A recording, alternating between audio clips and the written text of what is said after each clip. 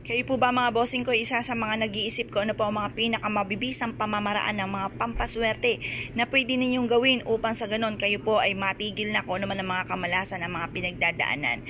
Kayo po ba isa sa mga nakakaranas ng mga iba't ibang mga pagsubok sa inyo pong buhay? Mainam na subukan nyo po ito mga bossing. Ito po yung ating dahon ng laurel at ganon din po itong ating bawang. Ang ating pong dahon ng laurel ay pangkalahatang kahilingan na pwede nyong i-wish ang lahat ng nais po ninyo. At ang ating naman pong bawang ay isa sa mga pinaka-powerful na pang-cleansing na ating kapaligiran. Yan po ay nagtataboy ng mga negatibong enerhiya, mga bad spirit at mabisa rin po itong panghatak ng swerte lalo na sa usapin ng pera.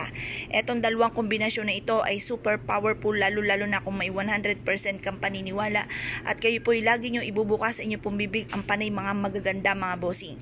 Ang gawin nyo lamang ay humarap po kayo sa may silangan na 6:30 or kaya po ay alas 7 at matatapos ang inyo pong mga pagbababad po nito hanggang alas 8 lamang po ng umaga. At pagkatapos ay wish nyo na ang lahat ng nais ninyo. Sabihin nyo po, sa pamamagitan ng aking sipag at tiyaga, lahat ng mga pangarap ko ay matutupad. At kung ano man ang mga pagsubok kong pinagdadaanan, ito ay aking pagdadaanan lamang at hindi ko matatambayan. At kailanman na hindi ko na ito mararanasan pa. Sabihin nyo po dito na kayo po ay magkakaroon ng mga bagay na nais po ninyo. At ganoon din po ang pag-unlad po ninyo ay kasabay din ang pagtulong nyo sa inyo pong kapwa at ganoon din sa inyong pamilya.